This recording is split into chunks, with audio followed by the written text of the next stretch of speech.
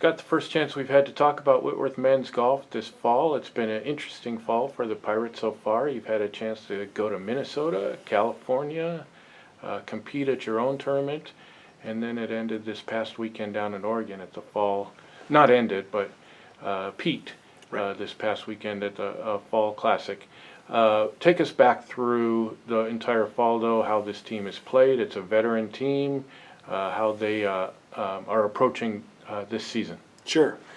Yeah, we've been very fortunate. We've been able to travel and play against some of the best teams in the country, and more specifically the best teams in kind of the western United States and stretching into the Midwest.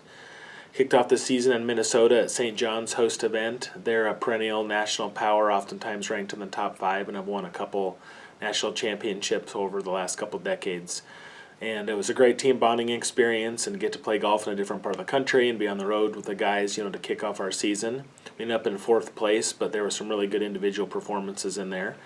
We backed that up with a tournament in California, a 54-hole event over 2 days, long 6.5, 7-hour rounds on a really long, lengthy, and spread-out golf course. It was hot and challenging and so at times windy.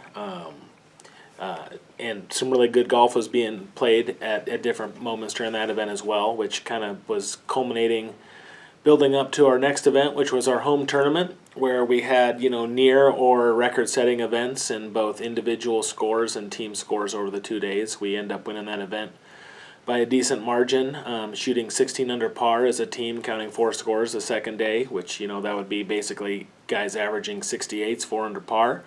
That was highlighted by junior Aaron Storm, who had qualified in the 5th position out of our 5-person team, shooting a 7 under par 65 in that final round, which is just beyond remarkable. He made 7 birdies on the first round and was only 1 bogey away from shooting a 29, which is a really sacred score in golf. His 2 rounds, if you can take the front 9, those 2 tournament rounds, he made 10 birdies in the 18 holes that were the 2 starting. So talk about getting off to a fast start, which has been kind of one of our mottos in Whitworth golf is, starting strong and then using that momentum to propel you around. A lot of really good golfers are good at messing up early and then settling in and grinding the rest of the way. And part of our program philosophy and why we play against the nation's best teams whenever we can is we want to challenge ourselves against the best, and we want to hold ourselves to a really high standard. And so our host event, the Whitworth Fall Classic, ended with 5 guys shooting under par, which led us to take our lineup this past weekend down to over to McMinnville, Oregon, hosted by Linfield, playing on their home track. Linfield's a very, very good team and really well coached. They threw a gauntlet at us and shot a school record -10 the first day. We had a really poor finish with a couple guys. 4 of our 5 guys were battling the flu and all the nasty stuff that comes along with having that all weekend, which was always great for a 7-hour van ride with 7 people stuffed in there. And we shot -6, which, NWC golf standards in years past, -6 on the first day means you have a gigantic lead, and to find ourselves 4 shot back was surprising to play that well and still be that far back. And then we came out the next day and like gangbusters, and we're just on fire to start our round, and we were taking it deep again. And then we pulled away from Linfield, who struggled a bit playing in the group with Linfield and Whitman. We had an 11-shot lead over Whitman the first day, and through about 6 holes, our lead was stretched to about 17 for the 2-day tournament. And then on holes 12 through 15, we were 12 over par. Very tough stretch, but just some bad luck and some poor decision-making and some unlucky bounces. They were -1. So they made 13 shots up on us in a 5-hole stretch, or a 3-hole stretch, or 4-hole stretch. And then on the final 3 holes, we were 9 under par, which is just incredible golf. And what a press release or scores does not tell the story that our guys were making PGA Tour level shots. The final 3 holes with all the money on the line, not knowing where we stood overall as a team, and Whitman was matching a shot for shot. And then when all the dust settled, their 5 guys birdied the last hole. Our 5 guys had 4 birdies and an eagle in front of an audience of about 60, 70 people surrounding the green that they knew the circumstances because they were watching the online scoring. So Matthew Durkin hits a punch cut 5-iron from under 2 trees that comes slicing around the corner to a foot for an eagle putt. People are anticipating what that might do to the standings. And Sam Pauli draining a 15-foot birdie putt, and Jacob Raleigh getting up and down from 60 yards for birdie. And it's just an incredible performance, and completely hats off to Whitman, who shot 14 under par yesterday, obliterated any school records they had. They had a kid that was bogey free through 16 holes at 7 under par, made an unfortunate bogey on 17, which gave us a glimmer of hope because they had regained that lead from us. And then he stuck it on the par 5 18th to about 12 feet for eagle to shoot a 63, which 9 under par in college golf is unprecedented. He tapped in his birdie for an 8 under par. So hats off to Whitman. An record-setting individual team performance, or a single-round team performance, record-setting individual performance, and they got us by 1. So as disappointing as it was to finish second in the Fall Classic with this talented team we had, sometimes you just have to shake the hands of your opponents and just say, well done. And we really look forward to then this coming weekend of going down to Whitman's host tournament and, teaming up and scrapping it out with them again. But just beyond proud of what our guys have done so far this fall. Talk about what it means for this team you've had a different guy lead us at the top of our leaderboard every different tournament. What does that say about this team? Yeah. Well, first of all, it stems from the leadership and scores and reputation of Sam Pauli and Jacob Raleigh, who have been doing this for several years. And rather than their teammates being jealous of the attention those guys have garnered and earned, they've decided to follow along with a work ethic and standard that those guys, project both with their words and actions on a daily basis. And we have 4, 5, 6 guys that can shoot those similar scores that Sam and Jacob have repeatedly done in the past.